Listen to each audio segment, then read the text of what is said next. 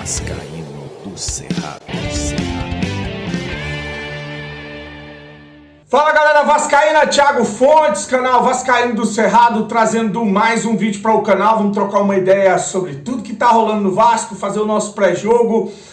Hoje o Vasco encara o Curitiba. Antes, vou pedir para você deixar o joinha, deixa o like, que é importante para o canal ser indicado no YouTube, se inscreve no canal e segue o @Vascaíno do Cerrado lá no Instagram. Quero falar da minha parceira, a 1xBet é parceira do canal Vascaíno do Cerrado. E ontem, acabei não falando, a gente bateu o bilhetinho que eu dei a dica aqui, viu? Acabou batendo, quem seguiu a dica ganhou uma grana aí. Vou deixar outro bilhetinho aí na tela para você. Tem Juventus e Sevilha. Coloca que vai sair menos de 3,5 gols, se eu não me engano, esse jogo é à tarde, 4 horas da tarde.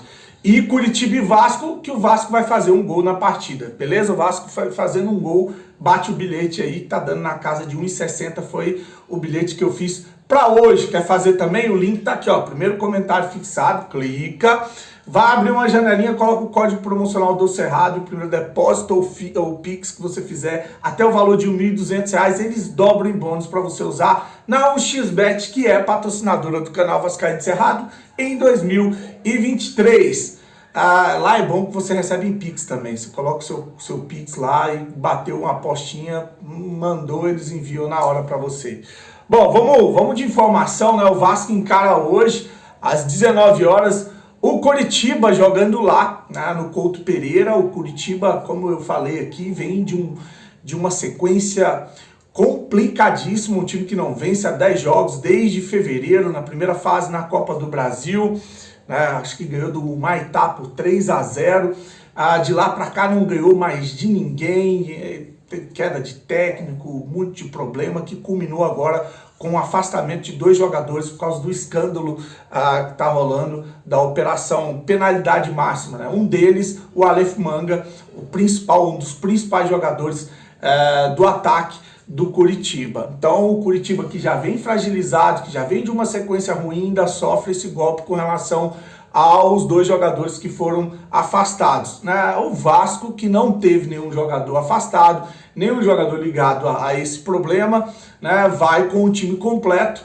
E por isso que eu falei, às vezes as pessoas acham que é arrogância, ignorância, por isso que eu falei ontem, ou prepotência, salto alto, por isso que eu falei ontem que o Vasco tem a obrigação de vencer o Curitiba, né? Porque o Curitiba, pela situação, o momento, tudo que acontece por lá, o Vasco vai sim com a possibilidade muito grande de voltar com os 3 pontos. Né? Agora, se isso vai acontecer, futebol é jogado, né? Sem soberba, sem salto alto, entrar em campo, jogar sério para poder buscar esses 3 pontos. A escalação do Curitiba para esse jogo vem com o Gabriel Vasconcelos, o cara tem Vasco no nome, né? Legal, é o goleiro do Curitiba.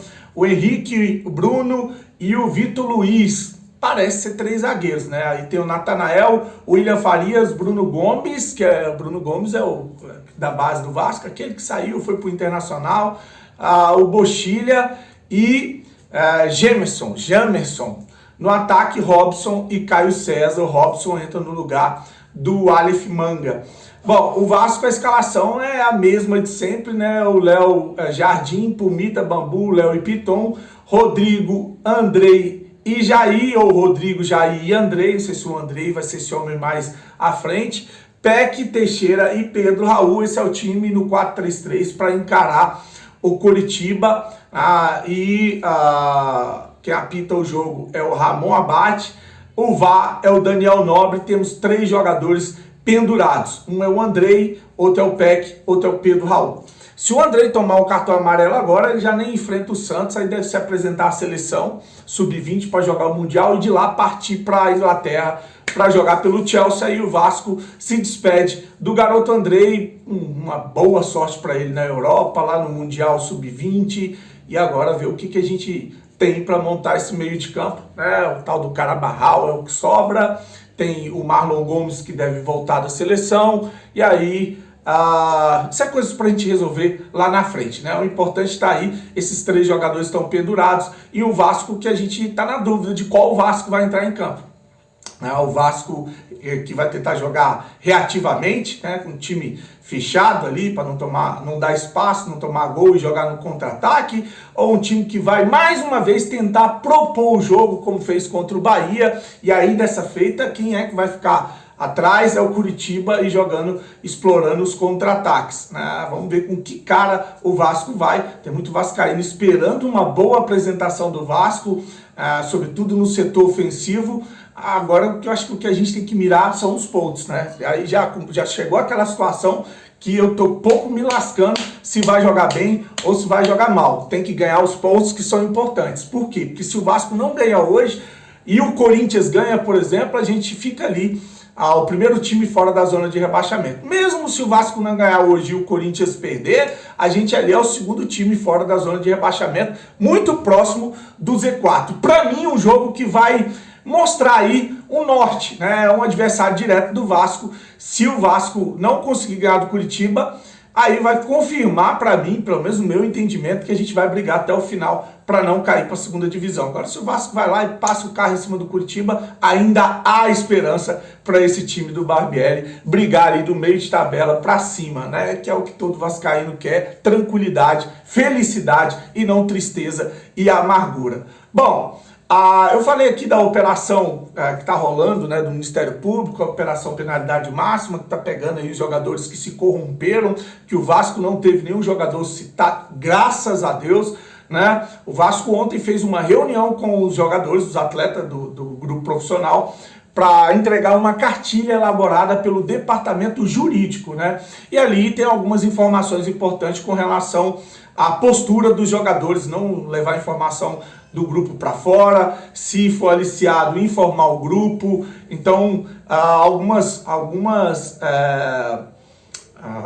ideias nessa cartilha para que esses jogadores não caiam, não entrem nessa cilada aí, beleza? Então, gostei da atitude da direção do Vasco ontem e do departamento jurídico. E para finalizar o vídeo, eu quero falar de um assunto que acabou repercutindo ontem. O Flávio Dias, né, lá do Atenção Vascaínos, trouxe uma informação de que o Vasco, a SAF do Vasco, na próxima janela, não vai contratar jogadores ou não vai comprar jogadores, né? Eles vão atrás de jogadores a custo zero, 0,800. Jogadores que estão em fim de contrato, jogadores que podem assinar um contrato e vir só para receber o salário. Não tem dinheiro para pagar rescisão de contrato, para trazer jogador que vai custar caro, né? Talvez eles gastem esse dinheiro em salário. Essa é a ideia. Ao invés de gastar o dinheiro na contratação, é ter um jogador de qualidade com um salário maior. E assim eu imaginei. E priorizar jogadores mais experientes. Isso foi o que disse o Flávio Dias aí sobre a próxima janela e o que o Paulo Brax vai trazer para o Vasco nessa próxima janela. Acho que muito do que vai acontecer nessa próxima janela vai depender do desempenho do Vasco nessa sequência aí na Série A. Lembra que agora a gente pega o Coritiba, no final de semana a gente pega o Santos, aí depois tem eu não sei se é o Inter, Flamengo, e depois o Goiás. Eram 6 jogos, né? Era o Coritiba, o Santos, não sei se o Goiás, eu sei que tem o Inter, tem o Flamengo e depois tem... Não, o Goiás é depois do Inter. Bom, enfim, eu acabei esquecendo a sequência. Falta um no meio dessa sequência aí.